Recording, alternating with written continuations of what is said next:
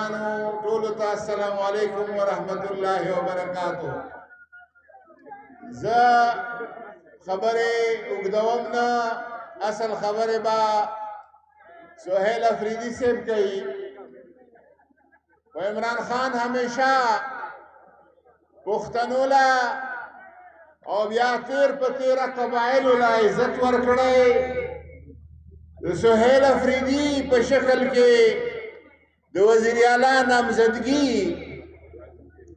نه صرف د پښتنو لپاره بطور خاص د قبایلو لپاره دا د هغه یو ډېر لوی موږ سره احسان دی او نیکي ده او موږ د عمران خان په دغه نامینیشن باندې شکریه ادا کوو. سهیل افریدي یوازې سهیل نه دی وزیر اعلی شوی، یوازې د شلوبر یا د افریدي او بچی نه دی وزیر اعلی شوی. دا داسې ده لکه د مشرۍ دا لونګۍ عمران خان د هر قبایلي په سر باندې کېښودې وي. زه ټول قبایلو ته، ټولو افریدو ته، ټول خیبر ته په دې باندې مبارکي ورکوم. او بیا تاسو چې کوم نن استقبال وکړه او کومه مینه مو ښکاره کړه، سړی چې درنیږي د خپل کور نه درنیږي او عزتمند کېږي. یو خبره کومه، هغه خلک کومو خلکو چې پریس کانفرنسونه کول، وفاقي وزیر واتا تارړ او بل او رکاوټونه جوړول، د وزیر اعلی سهیل افریدي په مخ کې هغه خلکو د دغه ټولو قبایلو توهین کړی دی. او وخت به راځي او د دغې خبرې به مونږ ترېنه پوښتنه کوو چې تا د قبایلو ته په سپک نظر باندې په تورونو او په تهمتونو او په الزامونو باندې ولې یاد کړي وو. زه دا جرګه د امن ده او مونږه قبایل د امن خلک یو.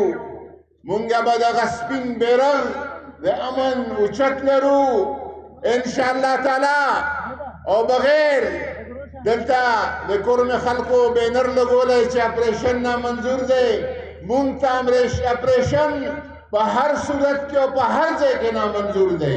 نامنظور دی که نه؟ مونږ ته لاسونه اوچت کړئ. او دغه سهیل افریدي وزیر اعلی په قیادت کې به انشاءالله تعالی د خبرو اترو په لار باندې څنګه چې د مونږه د پارټۍ منشور او مشن دی، د مذاکراتو په لار باندې دا خبرې خلاصو او خپل وګدارانو ته میدان خواستی چې افغانستان له ګوتې مو وروړئ. افغانستان مه چیړئ. که افغانستان مو وچیړه دی مطلب دا چې تاسو بیا د بدامنۍ یو لهر په دغه ټولو قبایلي سیمو کې راوسته. افغانستان د مونږه ګاونډي هیواد دی، د مونږ سره د ژبې، د مذهب، د دین، د ثقافت رشتې دي. او ټولې خبرې څو ځل دلته نه مونږ ورته افر کړی دی چې مونږ ورولګئ. مونږ د خان مرجان صاحب ورته دا خبره کړې، نورو مشرانو کړې چې مونږ ورولګئ دا خبرې ورسره په خبرو باندې خلاصو.